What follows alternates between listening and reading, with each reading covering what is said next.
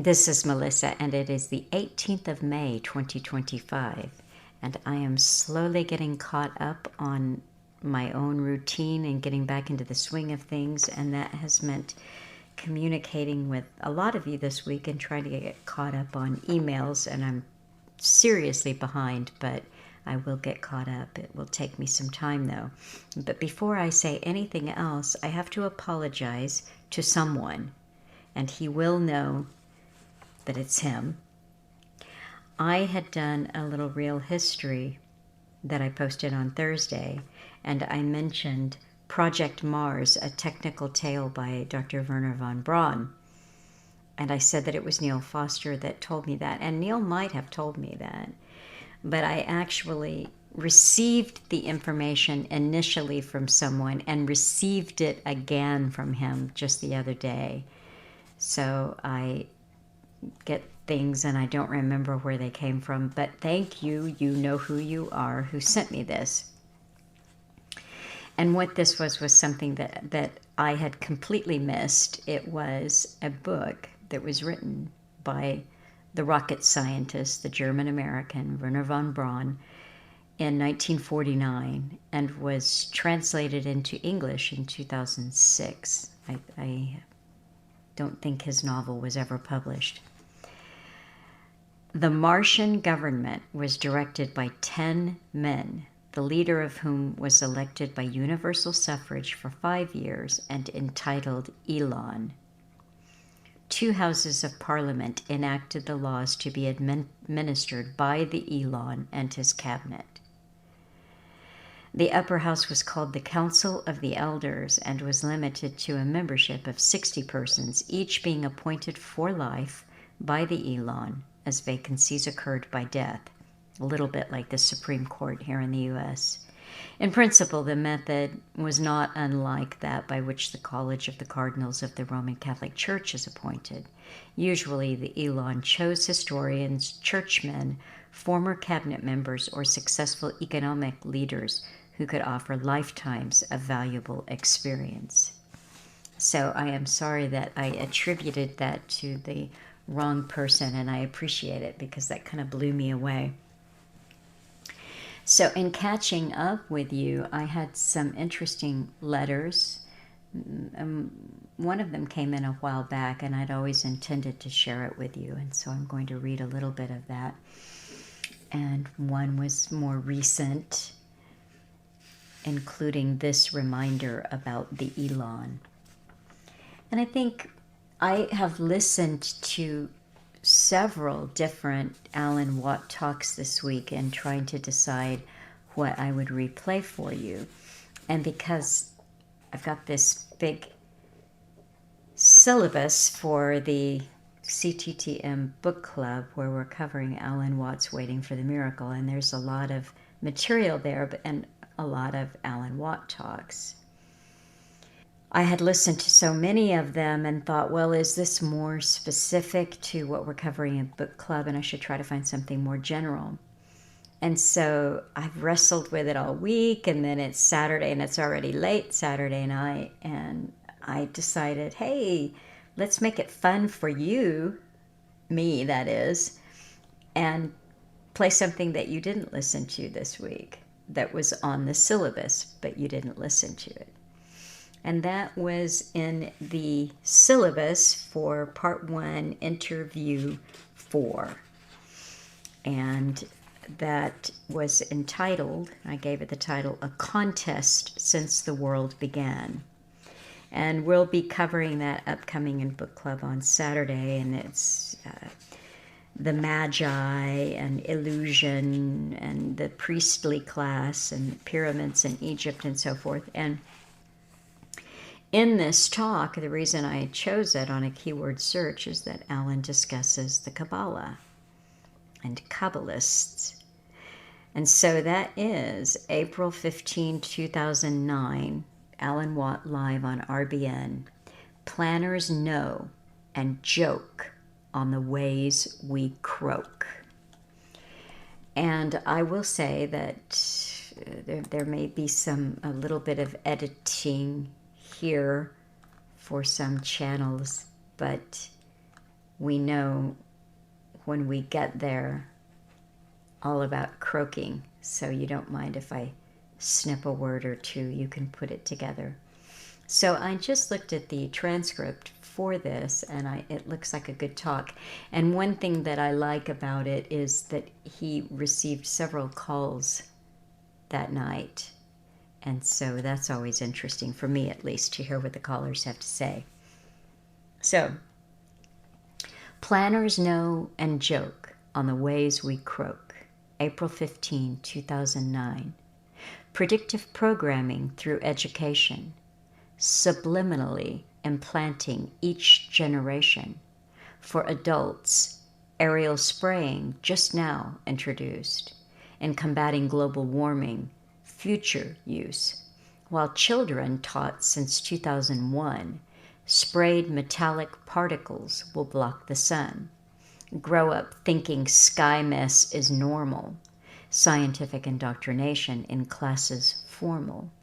Catastrophic side effects we may observe, bewildered death throes of the herd, those who know branded delusion by media catering to confusion.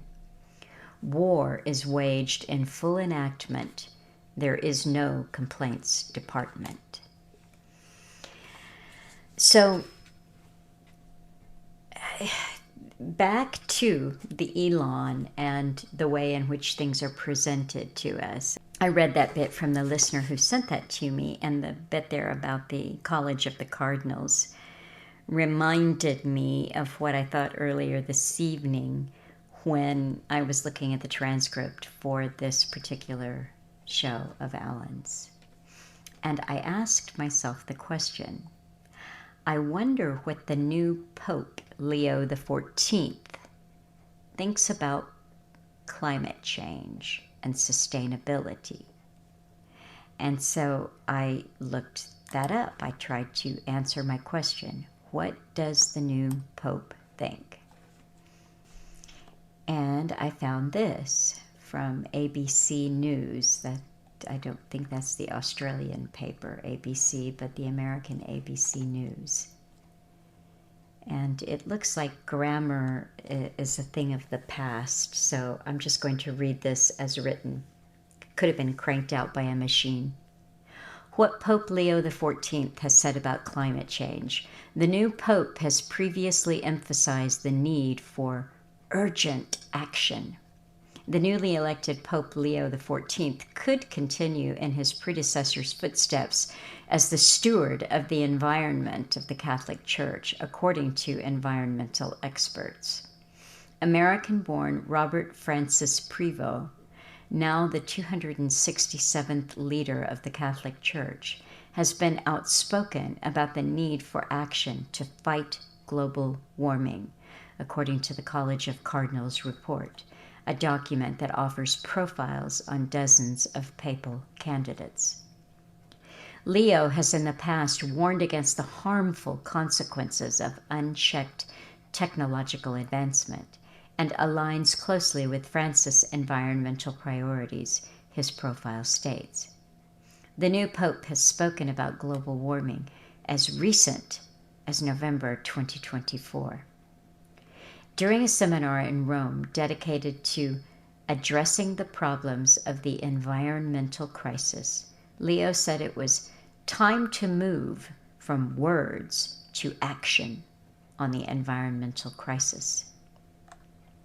And there's a picture there.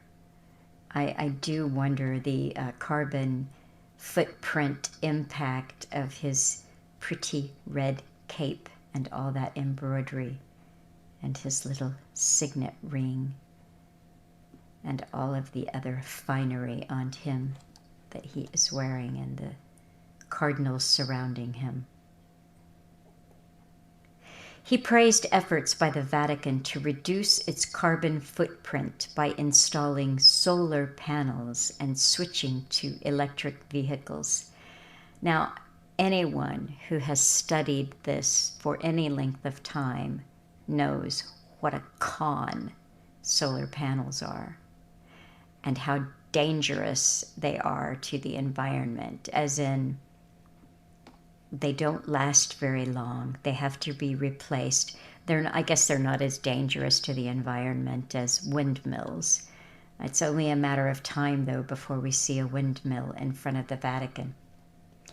And electric vehicles, another giant con. I mean, the batteries of these and the mining, just look at mining in any country where they do mine the cobalt and other things necessary for these batteries. It's a huge, giant con scam. The conference brought cardinals together to discuss the negative impacts climate change imposes on the most vulnerable populations around the world. Prévost also stressed at the time the need for the Catholic Church's involvement in the climate fight is based on the social doctrine of the Church, a fundamental framework of social teachings. Humans must engage in a relationship of reciprocity with the environmental rather than tyrannical, Leo said. What does that mean? Humans must engage in a relationship of reciprocity with the environmental rather than the tyrannical. Environmentalists and climate leaders lauded the election of Leo as the Pope, who they expect will continue the environmental legacy left by Pope Francis, whom Leo served as a senior advisor. Now, please do take a look at the link that I will supply for this article, because the picture that follows, the photograph that follows, it's really... It's a must-see. It's the Pope. He appears to be prancing down the Sistine Chapel. He's just prancing with his, what do they call those? The staff. It's got a name. I forgot, with the cross on it. Anyway, all the cardinals are there. He's celebrating Mass on May the 9th, so just a week ago, the day after his election.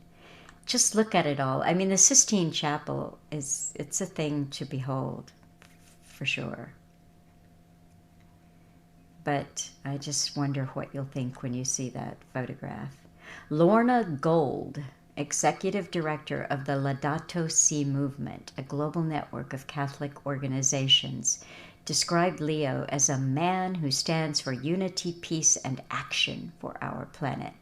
A man who will no doubt continue in the tradition of Leo XIII, who broke the mold and ushered in a new era with the first Catholic social teaching, Rerum Novarum, Gold said in a statement. And then it goes on to say, but I'm going to distract myself here for a moment, as I like to do. Let's look up Rerum Novarum. Okay, Pope Leo XIII. This is the first time I'm seeing it, so it may not be some crazy smoking gun, but 1891, an open letter passed to all Catholic patriarchs, primates, archbishops, and bishops. I don't even know if they say primates as primates, but which address the condition of the working class. Okay, it discusses the relationships and mutual duties between labor and capital, as well as government and its citizens. Of primary concern is the need for poverty amelioration of the working class. It supports the rights of labor to form trade unions and rejects both socialism and unrestricted capitalism, while affirming the right to private property. Well, if I had all the time in the world, I could investigate that a little bit more. So, Anna Tony, the CEO of the 2025 United Nations Climate Change Conference, COP30, being held in Brazil in November, said she hopes Leo will use his voice to expand Catholic efforts worldwide to mitigating global warming. I hope Pope Leo XIV will be the inspirational leader for the peace and solidarity we need in these troubled times and expand the Catholic Church's efforts to address the climate crisis, energizing followers, governments, and leaders around the world to unite and protect life in our wonderful planet, said Tony.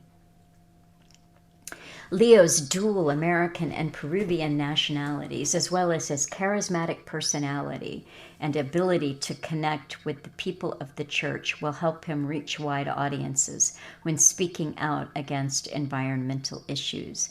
Manuel Pulgar Vidal, global leader of climate and energy at the Wildlife Fund, said in a statement. Leo XIV's closeness to Francis is evident. His commitment has been expressed not only to the climate, but also to the poor and migrants, which is very good, not only for the Church, but for humanity. Pope Francis was the first pontiff in history to take a public stance on combating climate change. During his inaugural Mass in St. Peter's Square, just days after being elected Pope in 2013, Francis emphasized the need for all people on Earth to assume the role of protector of the environment. Francis' stance on global warming intertwined with his central message to uplift the poor, acknowledging that climate-related disasters disproportionately threaten the world's poorest citizens. Well, then, you know what? They should stop messing with the climate. Of course, after I read that, the very, very first question that popped into my mind, sort of sarcastically, was I wonder what the conclave smoke does to the environment. And lo and behold, others have wondered. So I found this at a website that is the Mineralogical Society of DC.org. This is called Mineral Minutes. The chemistry behind the smoke at the Papal Conclave, the role of chemicals in black and white smoke. The Papal Conclave is one of the most public and visually iconic events in the Catholic Church, held when a new pope is elected. A striking feature of this centuries-old tradition is the appearance of either black or white smoke rising from the chimney of the Sistine Chapel. As we saw at the recent Papal Conclave, these clouds of smoke serve as a visual signal to the world about the outcome of the voting process. Black smoke indicating that no pope has been chosen, and white smoke confirming that a new pontiff has been elected. While the visual spectacle is widely recognized, the underlying chemistry behind the creation of these colored smokes is less well known. The specific chemicals used to create the dramatic effects of black and white smoke have been carefully chosen for both their visual impact and their ability to remain consistent with the historic and symbolic nature of the event. The tradition of signaling the election of a pope with smoke has been in place since the 12th century. However, the modern use of smoke as we know it today began in the 1800s. Initially, the smoke was created by burning incense and other materials in the papal conclave's hearth. The smoke was used to signal to the waiting crowd whether or not the cardinal electors had reached a decision. In 1903, the first use of colored smoke was introduced to make the announcement more visible and distinct. White smoke, used to indicate a new pope, became a symbol of hope and clarity, while black smoke signaled that a decision had not been reached. Over the years, the color and consistency of the smoke has varied, with results occasionally creating confusion about the result being indicated. Over time, the process has been refined, relying on chemistry to ensure that the smoke is both a reliable signal and visually striking. The chemical cartridges used in the combustion process to create the white and black smoke are described in a YouTube video found here. And the article goes on, it tells you the components, the chemical components that are used to create the white smoke and the chemistry of the black smoke. So I'll post that for you there, but that was just my own funny little aside for myself. So I wanted to read another part of a letter that I received a couple of months back.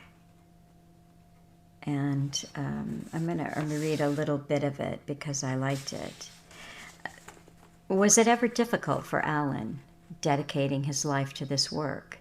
Is it difficult for you to carry it on? More specifically, the job of a conspiracy researcher or truth teller is not easy.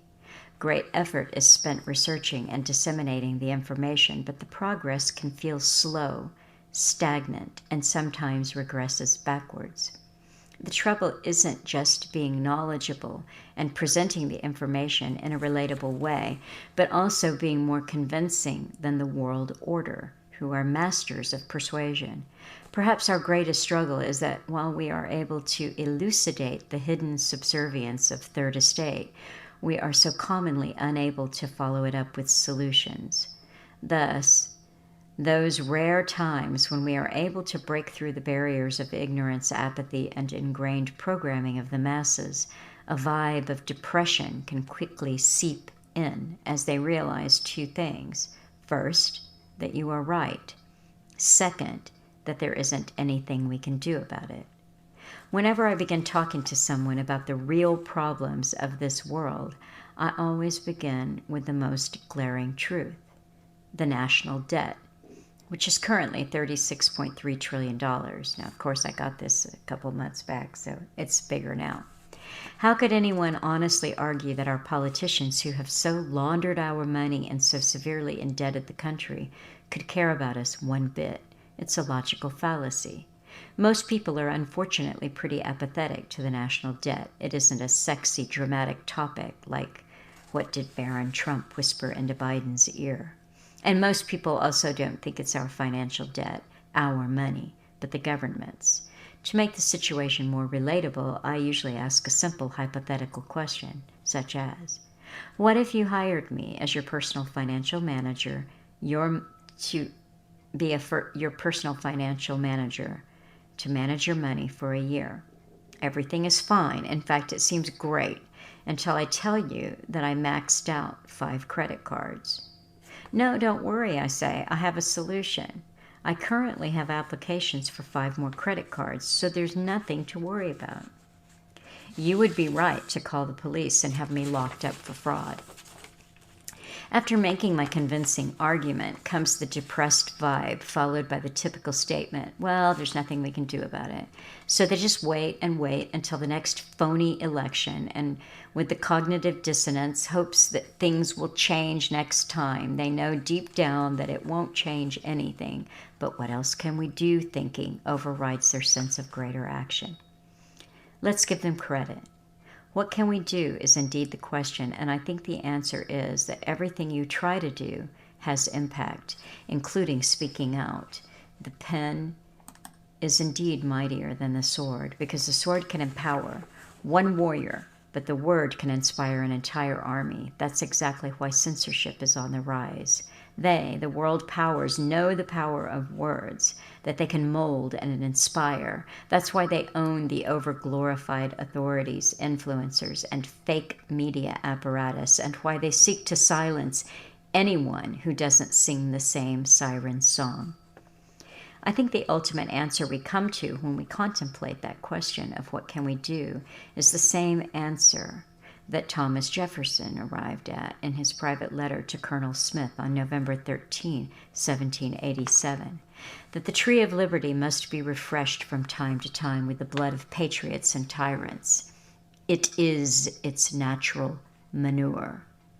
And that's exactly why people get depressed, not because they don't know what to do, but that doing something requires sacrifice.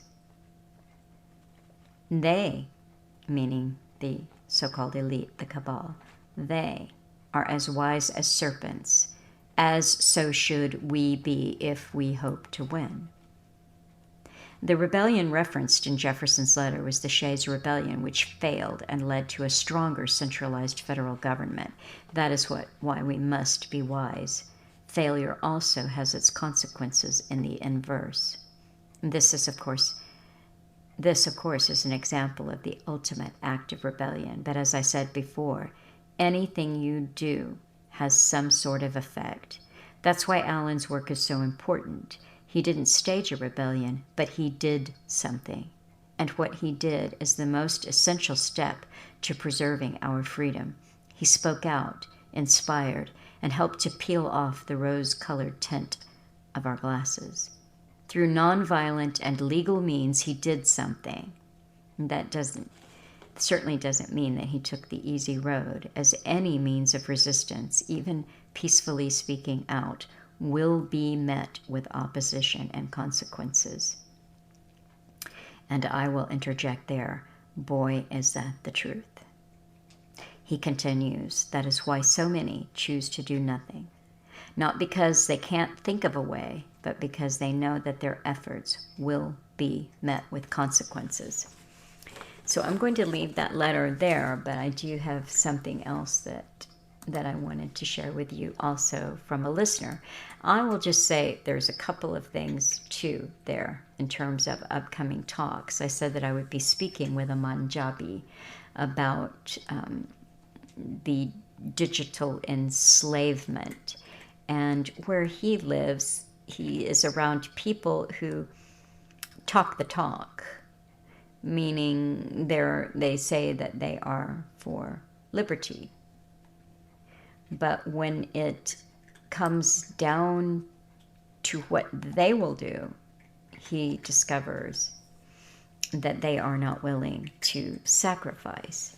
And if we want results, we must be willing to sacrifice. So it only seems hopeless to one who is unwilling to make a sacrifice. When you become willing to make a sacrifice, then you can actually see that there is a possibility.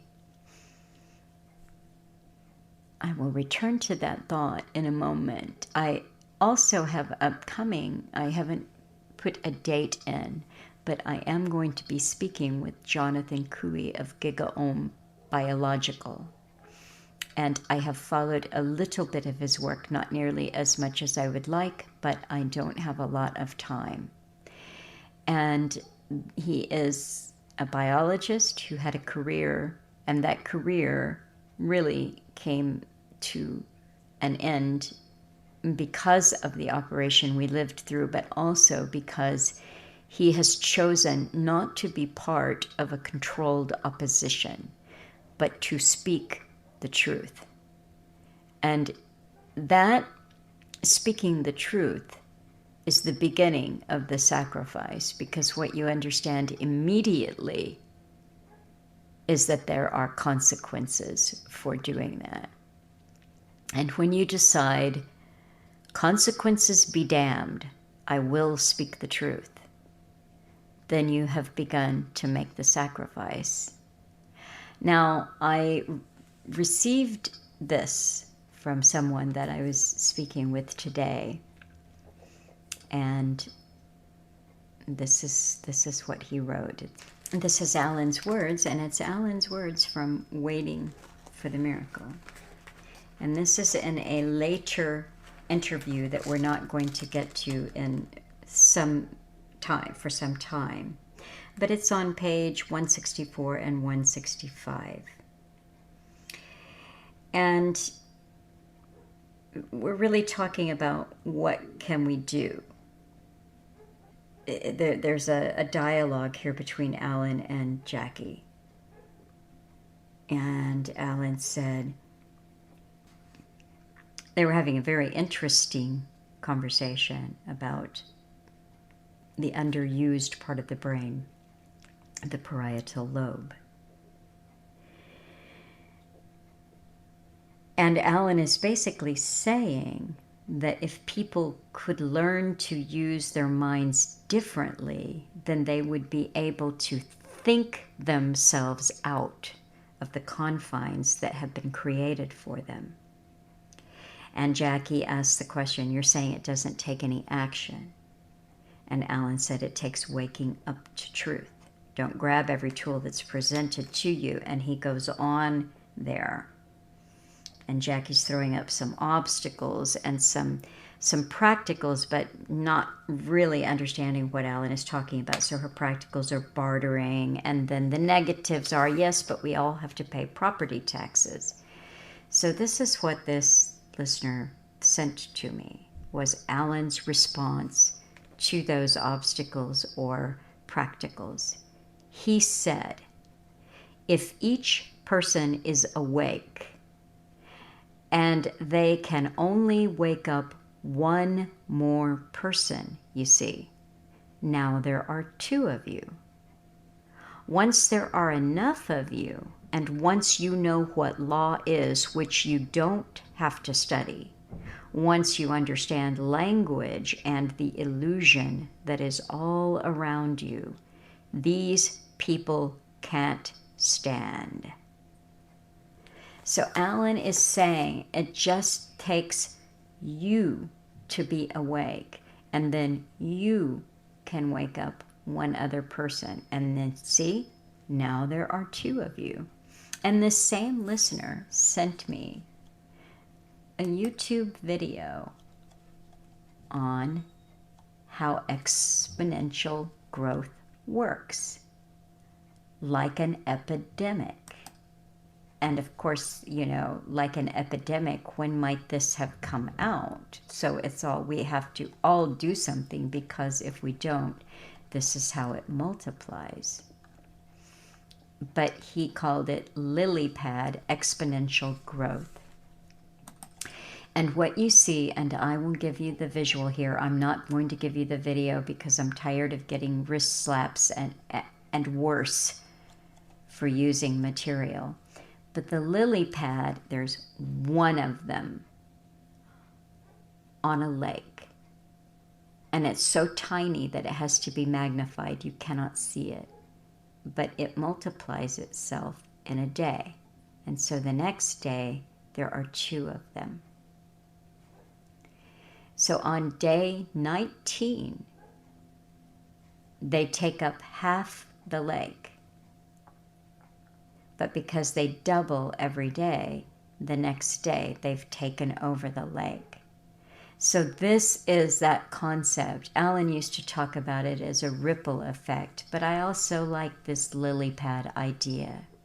There is actually something that we can do, but we cannot do it if we are content to just sit back and let other people do it.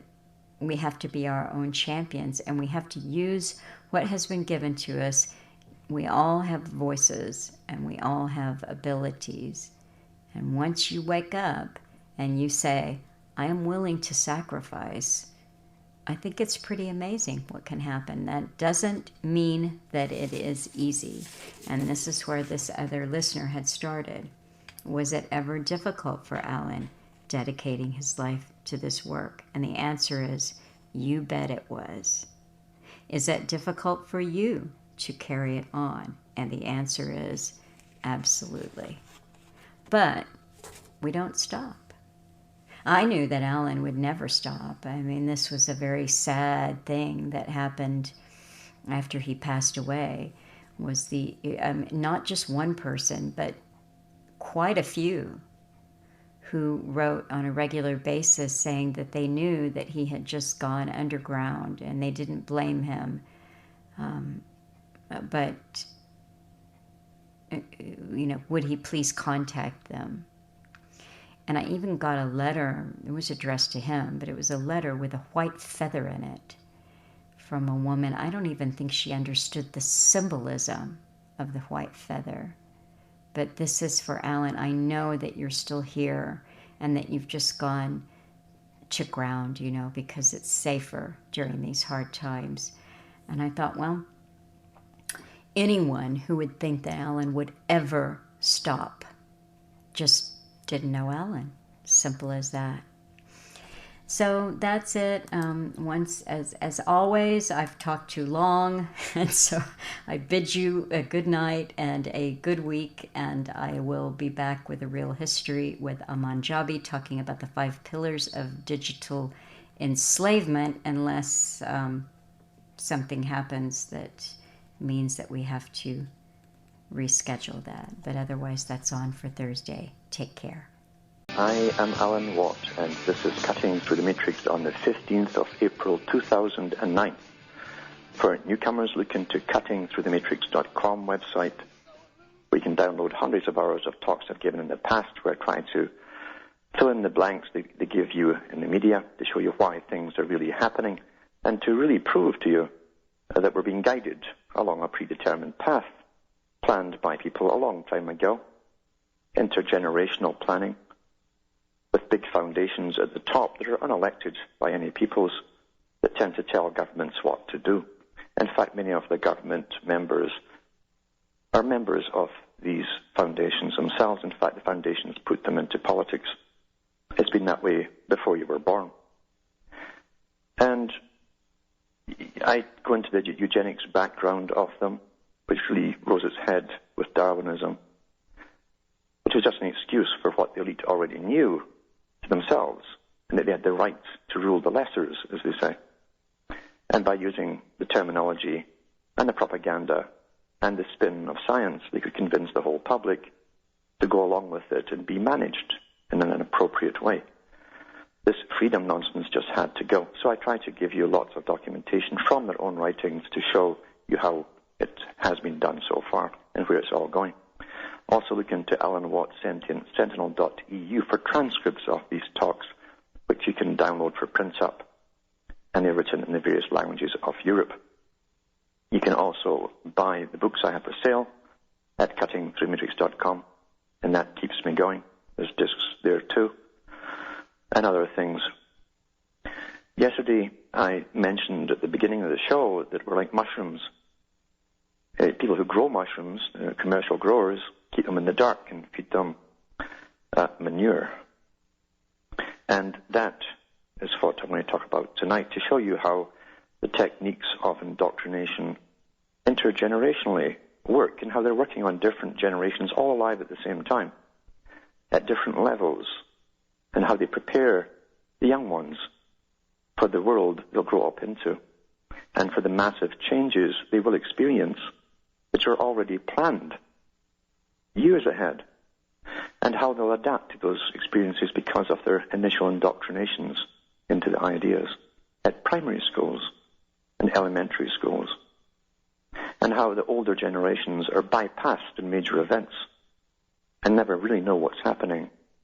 You see, they'll die off soon enough. They always go for the youth. I've mentioned before that Beria, the head of the NKVD, that became the KGB in the Soviet system, at a Comintern meeting, and I think it was 1934, said that they had it down to perfect art in his day. That was without the internet and television. The intergenerational indoctrination, scientific indoctrination, where they would upgrade each intake of students just a little bit ahead of the previous year's intake into the changes that they would grow up and experience and accept in their lifetime. Today it's much easier, and it is truly a perfected science. Just this morning again, I walked out and there's all the spraying. Most people are oblivious because the older folk have no memory. They wait for the media to tell them what to think about. And we're back with more on this topic. I'm Alan Watt, and we're cutting through the matrix, discussing how perfect the indoctrination systems truly are. And Lord Bertrand Russell, and I've read his stuff on there, from his own books, talked a long time ago, along with the Huxleys, both of the brothers, about scientific techniques of indoctrination and how perfected they were back in the 30s, and how even more they become perfected with the use of technology, and even the new Mr. Russell said would be used to create a compliant and pretty dumb population. Managing people is quite the task. If you want to rule them, you must make them think they're free. You give them an idea what freedom is, and today it's a commercialized idea. I've gone through the whole culture creation business of Bernays in the past and how he and others basically created definitely the United States culture of the 30s, 40s, and 50s, 60s, etc., and how even his nephews took it over. In fact, one's still running the culture industry in Britain today. And that becomes reality. That becomes what I think is free. Some people have actually said to me that they're free because they can go shopping anytime they want to and buy whatever they want. That's what they thought freedom was. So really, it's an elastic idea, as most things truly are. Words tend to cement ideas in our minds, and that trick in itself is a way of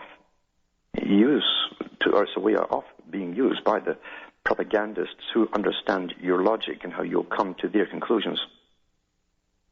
Again, written in great detail by Lord Bertrand Russell and others who were into this.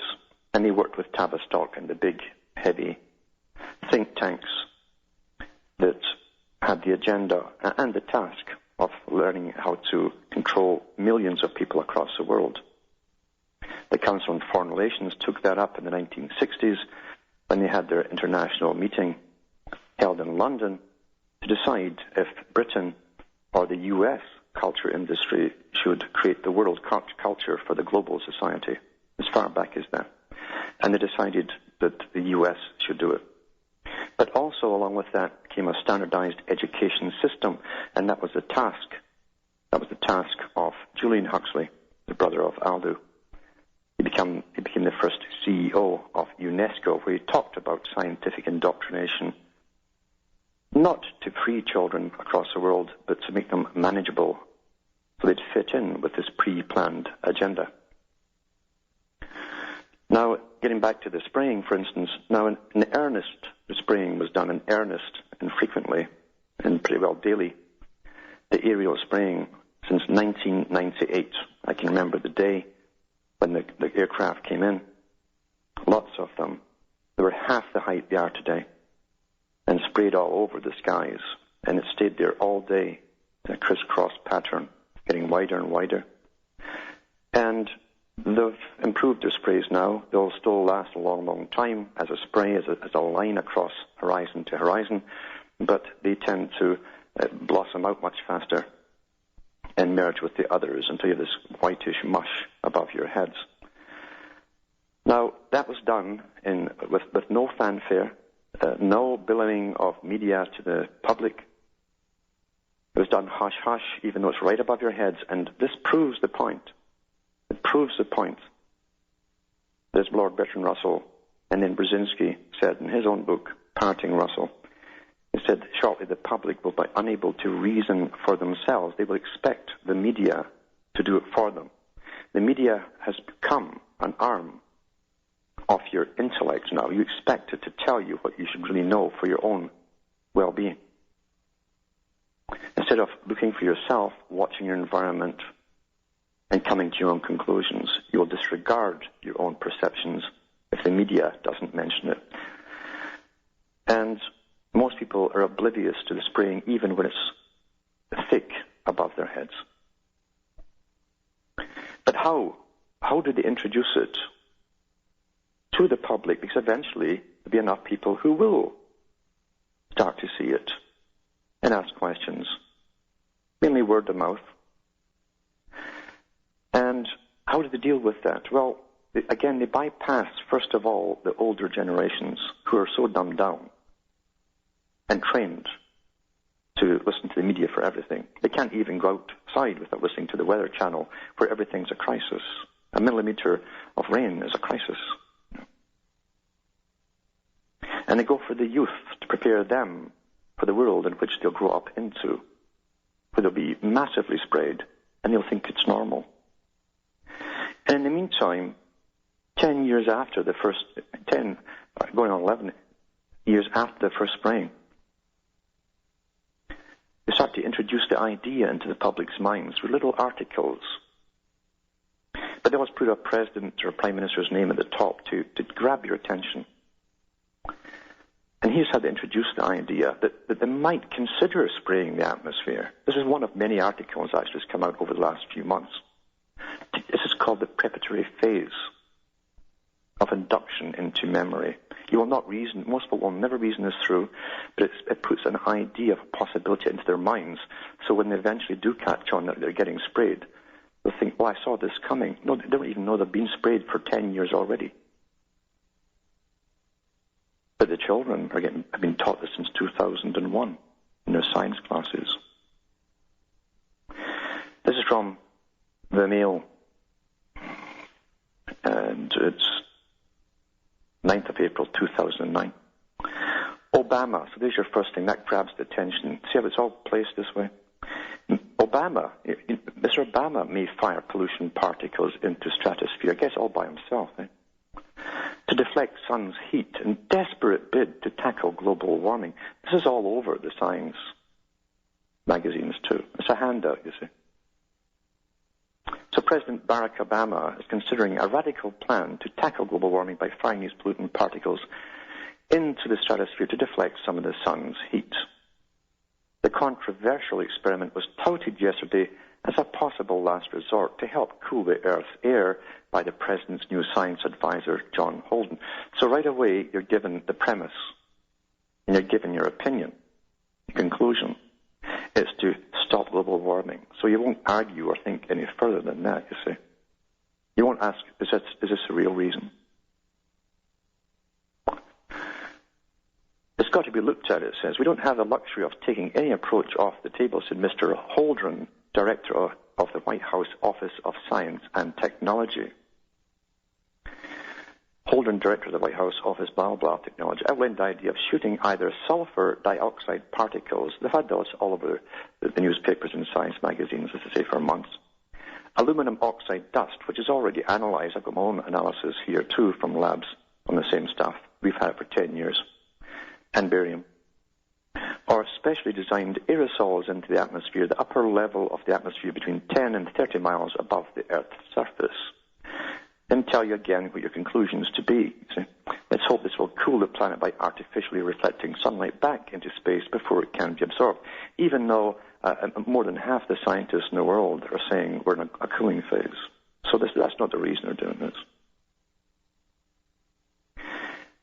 And it says naval guns, rockets, and all this nonsense, even hot air balloons, all the rubbish. You see, they've already been doing it 10 years with jets. Have been put forward as possible ways of firing the agent into the air. Now, here's the part you should be concerned about, apart from the fact they've been lying for 10 years, and lying about this because they say they're already doing it. They have been. Mr. Holden admitted the scheme could have grave side effects. Well, what would that mean? Huh? Don't go into that. What would the grave side effects be of putting barium, aluminum oxide, and other metallic particles into the atmosphere? Well, let me think now. We all breathe, don't we? Mm. And you know, the illnesses from these very substances have shot up in the last 10 years. Strokes and everything. See, people with no memory can't remember what they read. People with no memory can't remember what the sky used to look like. And about 10 years ago, when all this started, there was article after article about the incredible strokes that were happening, and signs and symptoms of strokes, and even ads on television to tell the signs and symptoms of strokes. Suddenly, people coming down with strokes, which you would get if you absorb aluminum oxide and barium. Pneumonias galore, all kinds of allergy problems. I discussed allergies yesterday, how it's up 40% over the last few years. Multiple allergy syndromes. People are becoming allergic to everything. Again, side effects of these particular particles. But of course, they're not saying they're doing it. No, they're thinking of doing it. That's how they're getting the older generation acclimatized to the idea. Then this goes on and on and on about having to really take this seriously to combat climate change, the weather, you know. And a little bit saying opponents fear that tampering with the atmosphere's delicate balance could have consequences that would be even worse than global warming. Well, no kidding. No kidding. But it will also depopulate the planet pretty fast too, won't it? I've also, over the last few years on the radio, talked about the decline in animals and birds. I'm living in the country. Last year, the moles were coming out the ground after it rained all June and July with heavy spraying. And they're coming up at the ground and dying because of the stuff that's coming down from the spray. There's a massive absence of birds. I can walk through the forest and hardly hear a tweet. Sometimes I hear no tweet at all in the country. Back with more on this after these messages. Hi folks, this is Alan Watt and we're cutting through the matrix. That was from the Mail online that I just read, an article. And this is the preparation of almost subliminal messaging to the adult population who have no idea it's already been going on, most of them. And they'll flip through that with the same care that they flip through everything else. They're bombarded with data. They'll implant in their minds the possibility of this coming up in the future. So when the media decides to tell them it's being done, it'll seem quite normal to them. But meanwhile, let's go to the children, you see. Because after all, you always treat every generation differently, and young minds who are going to grow up in a vastly changed, drastically reduced population too in the world, I've got the scientific indoctrination, and it's very precise to build the utopia. And in fact, this website I'm going to read from is for teachers, and they have a magazine. It's called Edutopia, a mixture of education and utopia. There's that word again, utopia. Who's utopia? Who's utopia? Go into Utopian Thinkers, and you'll find every name I've mentioned in the past at the top.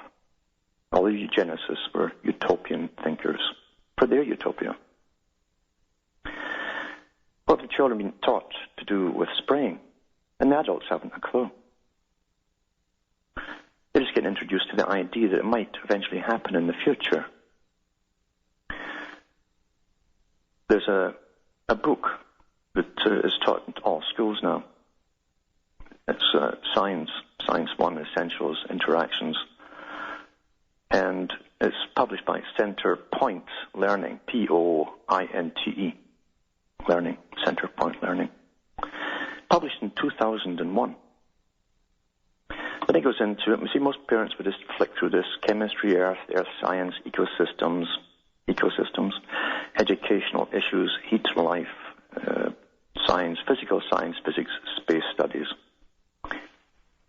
Interdisciplinary approaches, which means it's ideological. Whenever you see interdisciplinary, that means they're bringing all the political correct ideas and all the sciences together because they're all on the same road.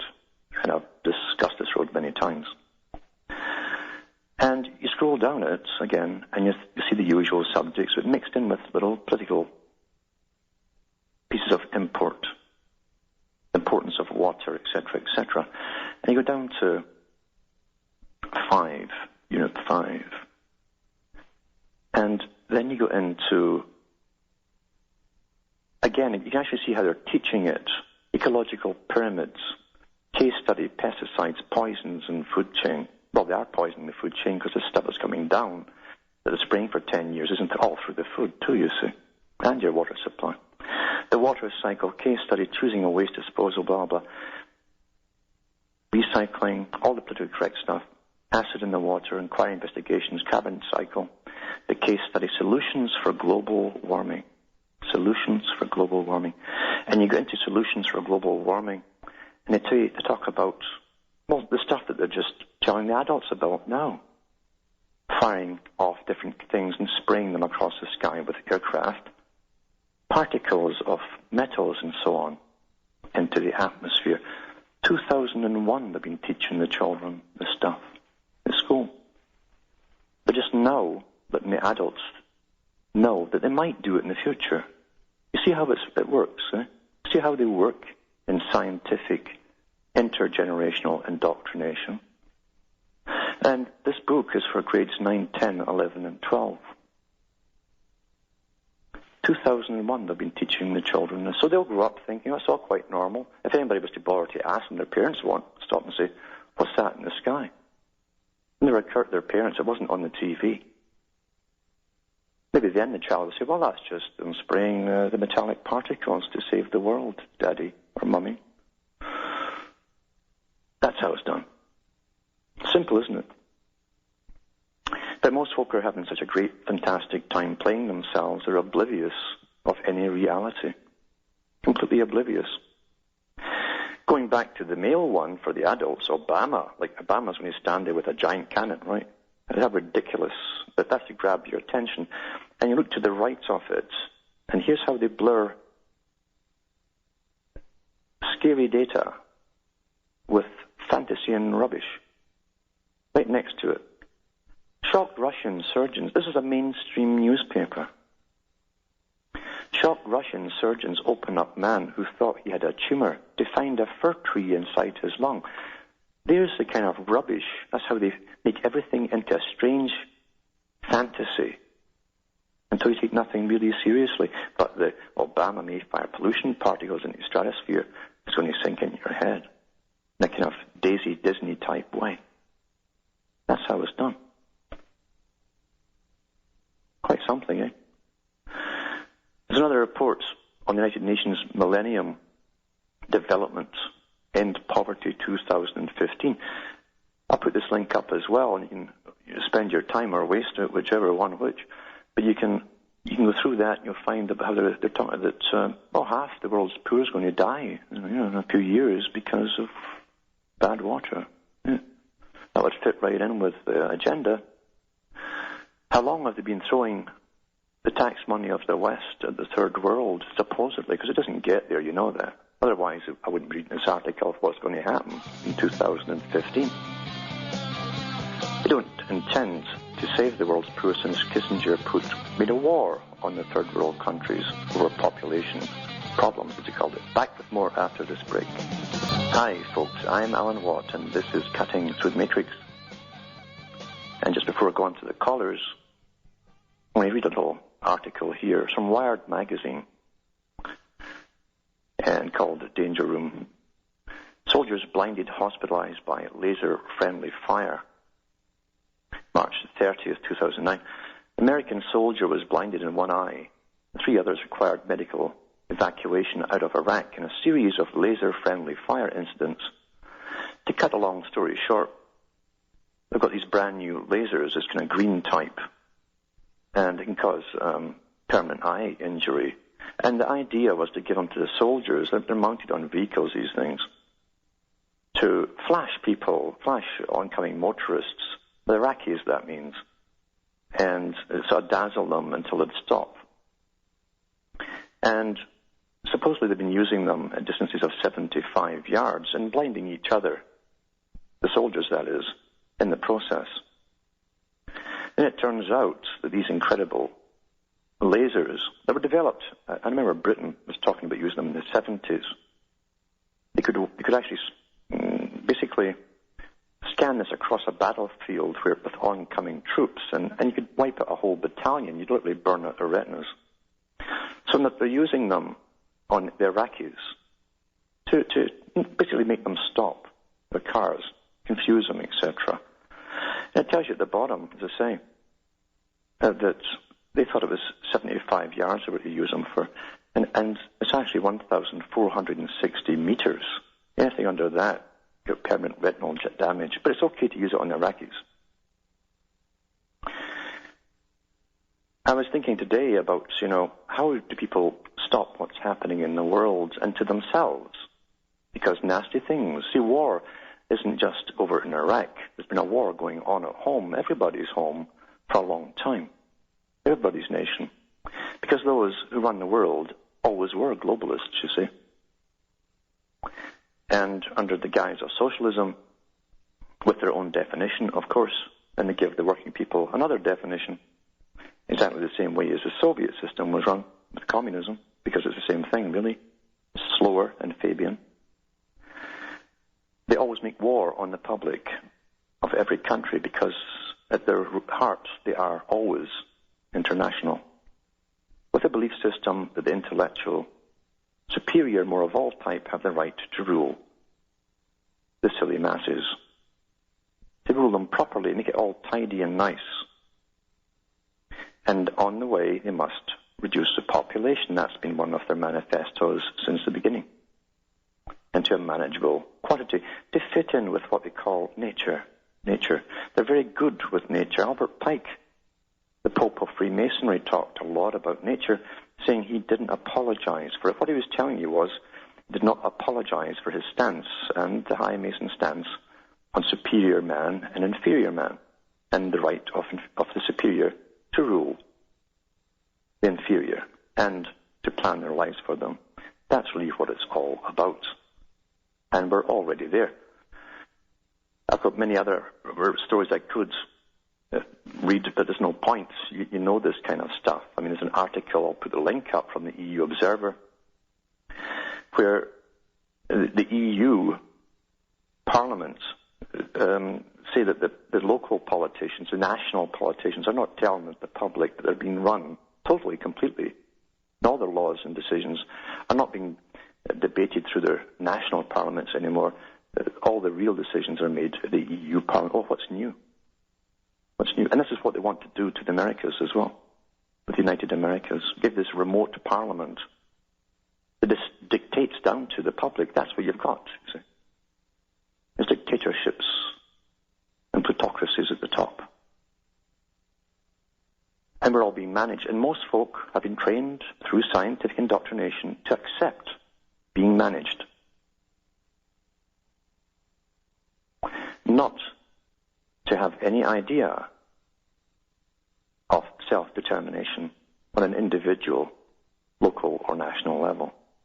We've been taught, and we have been domiciled, we've been domesticated, till we accept simply being told what to do by experts. Exactly what Lord Bertrand Russell said they would make happen has happened. So I'll go to the callers now, and we've got Aaron from Pennsylvania. Are you there, Aaron?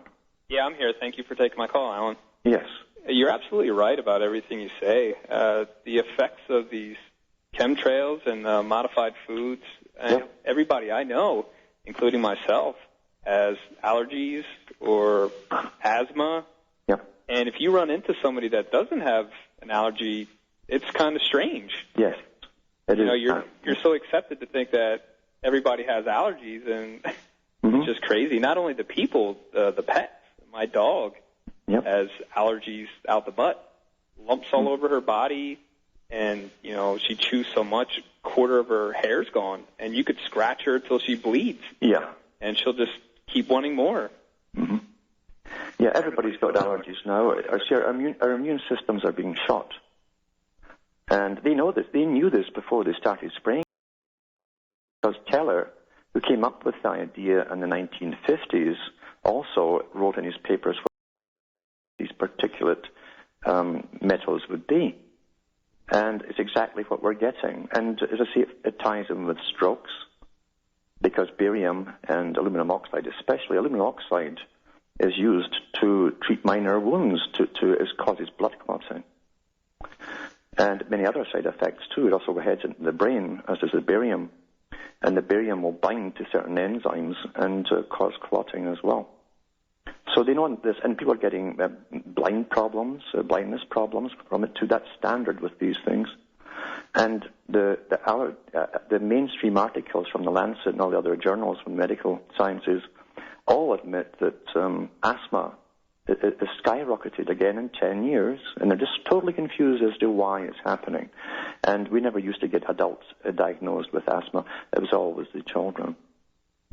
So, you know, that they know that they're spraying on it. How are they, obviously they're not immune to it. I mean, what do they do? Because obviously... I'll tell you what they do, because Teller also suggested this, because naturally the big wigs at the Pentagon and the White House didn't want their own boys to get sick, you see, in their own families. And they discussed high-tech ways of literally chelating, not the kind of stuff that you or I would get access to even if you had the money, way beyond that. because they classed it under biowarfare techniques. And they already had methods of, it's almost like kidney dialysis. They have high-tech methods of rapidly detoxifying the body that you or I will never have access to, but all these top politicians and so on, and their families are given access to treatments. You know. It's disgusting what they do to us. I mean, I couldn't even imagine, doing that to people. It's just horrible. It's hard for me, even though I listen to your show, it's still hard for me to believe that there are people actually out there that could do that. That's right. That's right. And that's why they get away with it, because they understand how we think. It's no different, than when you're rounded up in World War II by the Soviets or the Nazis. It didn't matter. And they'd line up whole streets of people and take them off into a field and just mow them down 10 at a time. Everyone went to their death thinking, this can't be happening to me. People don't do this. That's how they had their last breath. That's what they were thinking. It's really going to be hard to tell the kids any different, because you talk to kids now and you try to tell them about it, and they say, oh, my teacher didn't tell us that, so you're wrong. You're wrong. Teacher's right. That's right. That's right. If you notice, too, most teachers now are much younger. They keep the young ones. They tend to move or help push the older ones out because they want the children to bond more with what they see as youth, you see. Anything that's not in that youth category is somehow obsolete and irrelevant.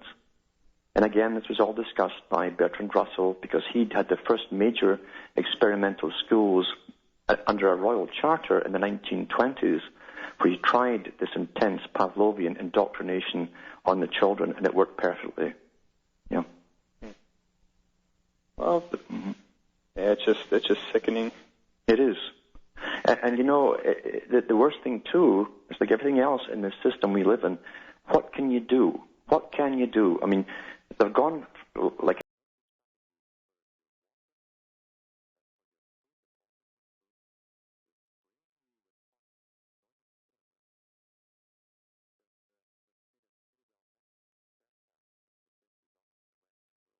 males. They knew this, too. I've done article after article about it.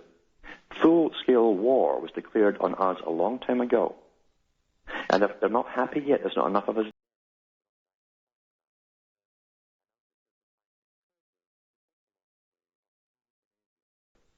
I mean, we are dealing with monsters at the top who are worse than a million Hitlers or a million Stalins or Lenins or any tyrant. Have had the whole lot combined down through history.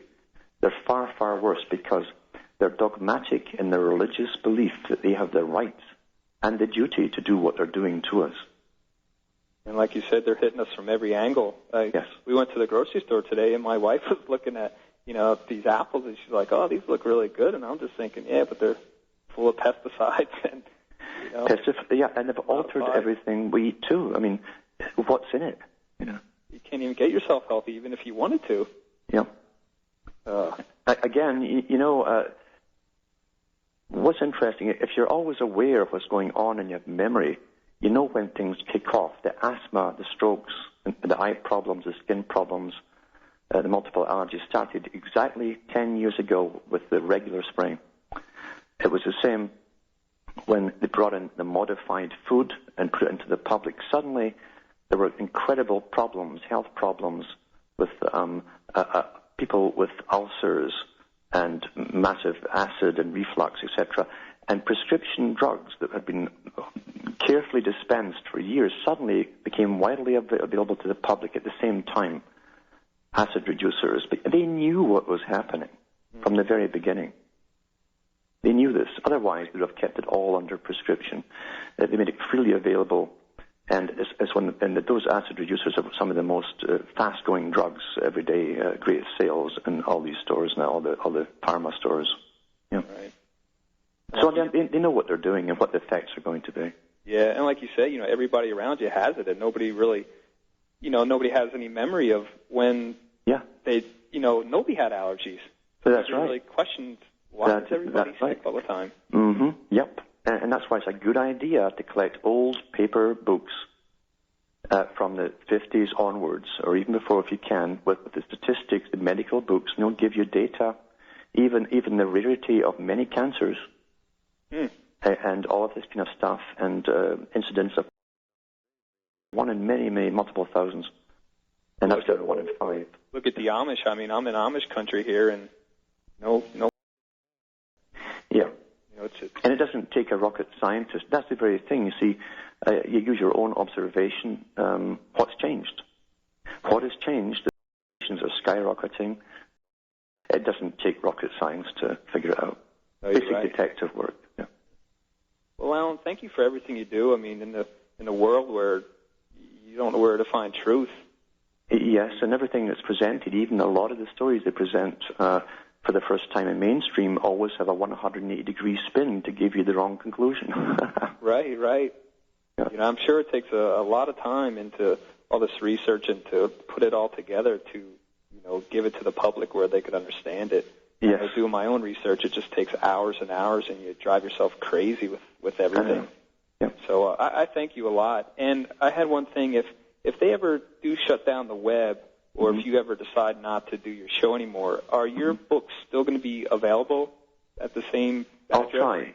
I'll try. Yeah, I'll put something up and let people know if that ever happens. Okay. Yeah. But thanks for calling. And, because who knows? I mean, I get cyber attacks all the time as well, and computers are always crashing on me here. And they are using cyber attacks. I've read the articles from the Pentagon. They're using them on people who don't go along with the spin. There's Jason from California. Are you there, Jason? Yeah, hi, Alan. How are you? I'm hanging in here. Alan, I have a question. I was reading your book, Cutting Through, Volume 3. Yeah. And on page 60, you mentioned something called the Definitive Desdemona Fix System. And I want to know, where did you get this type of information from? Because you laid out the alphabet and you said what each letter has, well, you put what meaning it has. So I just know where exactly you got the information from. Oh, you get it in old Rosicrucian books or Freemasonry books. Almost everything to do with Freemasonry today. In fact, all the stuff to do, in fact, with even Atlantis and even aliens were put out there in the late 1800s by Masonic groups and publishers. And there's many rehashes of the same stuff today. In fact, lots of people are making their money off them. But they did do a lot of use of a lot of the old Catholic demonic terminology to do with the demons and Kabbalah, because you understand in the old Kabbalah, the true Kabbalah, the whole idea was in old times was to call down each star. Each star was technically a god or a demon. And they gave them names, and whatever purpose you had in mind, you'd call down a specialist in that area. And if you go through even the Talmud and Kabbalah, you'll find the speciality of each particular demon. But that's also another code as well, so you can actually use the terminology with the meanings in a sentence, and therefore, if you understand how to read it and forget all about demons, you're actually reading a code. In other words, a demon stands for a particular area of science or technique or purpose. And it's a very, very deep subject, but it would take me years to discuss it with you.